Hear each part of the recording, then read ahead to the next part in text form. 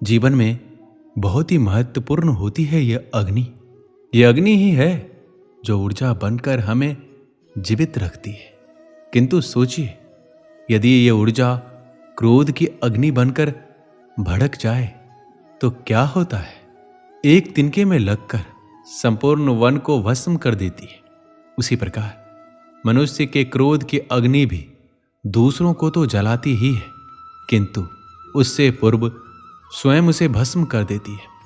तो क्या किया जाए, कैसे नियंत्रण में किया जाए इसे? उत्तर है, इसमें जल मिलाकर जल की भांति बहने दीजिए इसे। ठीक वैसे ही जैसे सूर्य अपनी अग्नि को तेज बनाकर आप तक पहुंचता है। यही अंतर है सूर्य की अग्नि में और हमारे क्रोध की अग्नि में। सूर्य की अग्नि बहकर छनकर हम तक आती है और इसलिए वो तेज कहलाती है। दूसरी ओर हमारे क्रोध की अग्नि की तो कोई सीमा ही नहीं है। तो अपने भीतर की ऊर्जा को क्रोध बनाकर जलाना चाहते हैं या ऊर्जा बनकर बहाना चाहते हैं, निर्णय आपका है। श्री कृष्ण कहते हैं, व्यक्ति को सदैव बुराई से बचकर रहना चाहिए। अगर कोई बुरा कर्म करता है तो वह कर्म उसको अपने जीवन में ही भोगना ही पड़ता है। जिस प्रकार बछिया झुंड में भी अपने मां को ढूंढ ही लेती है, वैसे ही कर्म का फल आपको हजारों के भीड़ में भी ढूंढ लेगा। श्री कृष्ण जगत के स्वामी हैं। वह कण कण में निवास करते हैं। छोटे से छोटे जीव के हृदय में ईश्वर का वास होता है। उस जीव को कष्ट का अनुभव होना ईश्वर को कष्ट का अनुभव कराता है। अर्थात किसी जीव को कष्ट देकर अपने ईश्वर को खुश कैसे देख सकते हैं? जीवन में आगे बढ़ने के लिए, अपनी अलग पहचान बनाने के लिए यदि आपको क्रांतिकारी बनना पड़े तो इससे पीछे ना हटे। कहने का सीधा सा मतलब है, जरूरत के हिसाब से खुद में बदलाव करें और समाज के बारे में ना सोचते हुए अपने काम पूरा करें। जीवन में दोस्तों की भूमिका बहुत अहम होती है। हम हमेशा यही सुनते हैं कि दोस्तों की पहचान हमेशा मुश्किल वक्त में ही होती है। जिस तरह भगवान कृष्ण ने पांडवों के मुश्किल वक्त में उनका साथ दिया था, वैसे ही आपको भी अपने दोस्तों का साथ देना चाहिए। इसके साथ ही आपको ऐसे ही दोस्त बनाने चाहिए जो आपके मुश्किल वक्त में आपके साथ खड़े रहे। जीवन में हार जीत लगी रहती है, लेकिन सफलता सिर्फ उसी व्यक्ति को मिलती है जो अपनी गलतियों और हार से सीख लेकर आगे बढ़े। हार कर निराश होना किसी भी समस्या का हल नहीं है। किसी भी परिस्थितियों से लड़ने के लिए उसके लिए एक बेहतर रणनीति बनाना बहुत जरूरी है। बिना रणनीति के आप हर मोर्चे पर कामयाब नहीं हो पाएंगे। यदि पांडव भी श्री कृष्ण द्वारा बनाई गई रणनीति का पालन नहीं करते, शायद कौरवों के खिलाफ युद्ध में उन्हें जीत नहीं मिलती। जीवन में सफल बनने के लिए व्यर्थ की चिंता के साथ साथ भविष्य के बारे में भी नहीं सोचना चाहिए। हमें हमेशा अपने वर्तमान को बेहतर बनाना चाहिए। यदि आप अपने वर्तमान को संवार लेते हैं तो आपका भविष्य अपने आप ही बेहतर बन जाएगा। इच्छा, निर्णय और निश्चय, ये शब्द हमने हमारे जीवन में कई बार सुने हैं, है ना? जीवन में बहुत बार बहुत कुछ पाने की इच्छा होती है, किंतु क्या केवल इच्छा करने से कुछ बदलता है, कुछ प्राप्त होता है? बंजर धरती पर रहने वाले व्यक्ति की इच्छा होती है कि उसे मीठा जल मिल जाए, किंतु उसे नहीं मिलता।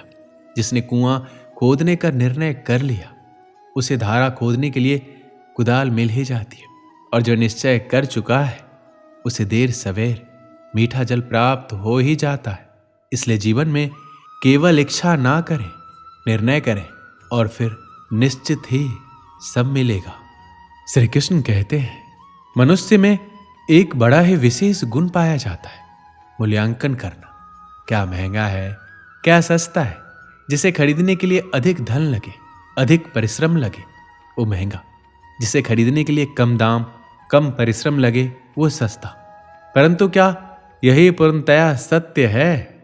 मान लीजिए आपके सामने एक पात्र है जिसमें जल भरा है और दूसरी तरफ एक सोने का सिक्का। अब बताइए, इन वस्तुओं में अधिक महंगा क्या है? आप कहेंगे, सीधी सी बात है, सोने का सिक्का ही अधिक महंगा होगा। इस सोने के सिक्के से आप ऐसे कई सारे जल के पात्र खरीद सकते हैं। हाँ, ये सत्य है। अब सोचिए, यदि आप किसी मरुस्थल के बीचों बीच फंसे हुए प्यास से तड़प रहे हैं, तब क्या महंगा होगा? तब क्या आप इस एक घूंट जल के लिए अपने जीवन भर की कमाई यूं ही गंवाने के लिए सज्ज हो जाएंगे? स्मरण रखिएगा, जीवन में महंगी या सस्ती वस्तु नहीं, परिस्थिति होती है, और आवश्यकता पड़ने पर जो काम आए उससे अनमोल इस संसार में और कुछ नहीं। अपने महल के सबसे ऊंचे शिखर पर खड़ा व्यक्ति, उसे भी एक भय होता है। भय उस महल के नींव के हिल जाने का, भय अपने पतन हो जाने का, और इसी कारण से उस ऊंचाई का संपूर्ण आनंद वो नहीं ले पाता। किंतु क्या कभी आपने किसी वृक्ष की डाली पर बैठे किसी पंछी को देखा है? उस डाली के हिल जाने से उसे गिर जाने का भय नहीं होता, क्योंकि उसे अपने पंखों पर विश्वास है। इसी प्रकार हम में से अधिकतर लोग किसी न किसी सहायता से ऊंचाई पर पहुंचे हैं, किसी की सहायता से सफलता प्राप्त करते हैं, किंतु सफलता का आनंद केवल वही प्राप्त कर सकते हैं जिन्हें गिरने का भय ना हो।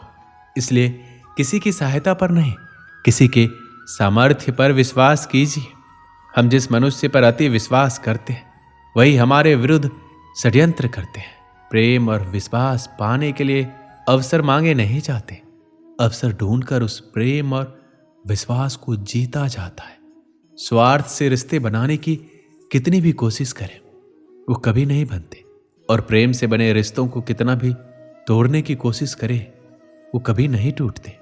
बुरे वक्त में हर कोई भगवान को याद करता है, पर दुनिया में बहुत ही कम लोग हैं जो अपने अच्छे वक्त में भी भगवान को याद करते हैं। संघर्ष करते हुए कभी मत घबराना, क्योंकि संघर्ष के दौरान ये इंसान अकेला होता है। सफलता के बाद तो सारी दुनिया साथ देती है।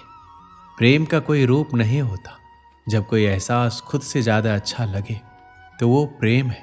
सच्चा स्नेह करने वाला केवल आपको बुरा बोल सकता है, कभी आपका बुरा नहीं कर सकता, क्योंकि उसकी नाराजगी में आपकी फिक्र और दिल में आपके प्रति सच्चा स्नेह होता है। परेशानी आए तो ईमानदार रहे, धन आ जाए तो सरल रहे, अधिकार मिलने पर नर्म रहे, और क्रोध आने पर शांत रहे। यही जीवन का प्रबंधन कहलाता है।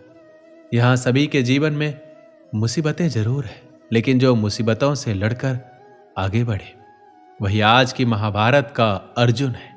गिरने में कोई आपत्ति नहीं है, बस गिरो तो उस बूंद की भांति जो इस संसार को नया जीवन देती है, और उस उठने में कोई अच्छाई नहीं है जिसमें किसी और के कंधों पर पांव रख कर उठा जाए। श्री कृष्ण कहते हैं, मनुष्य की एक विशेष प्रवृत्ति होती है, वह कभी स्वयं से संतुष्ट नहीं रहता, कभी स्वयं से प्रसन्न नहीं रहता। जो है उससे अधिक पाना चाहता है, जो पा लिया उससे आगे बढ़ना चाहता है, अपने जीवन में परिवर्तन लाना चाहता है।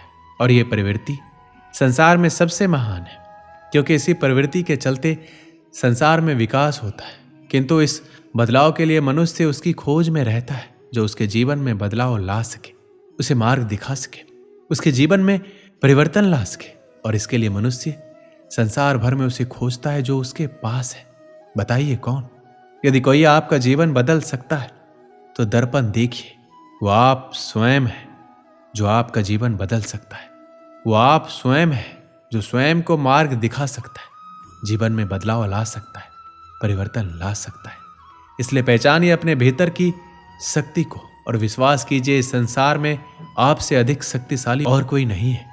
जीवन बदल जाएगा, और अंधविश्वास का नहीं, आत्मविश्वास का हाथ थामिए, आपकी समस्याएं स्वतः दूर हो जाएगी। दोस्तों, इस वीडियो में बस इतना ही। मिलते हैं अगली वीडियो में। अपना ख्याल रखिएगा। जय श्री कृष्ण।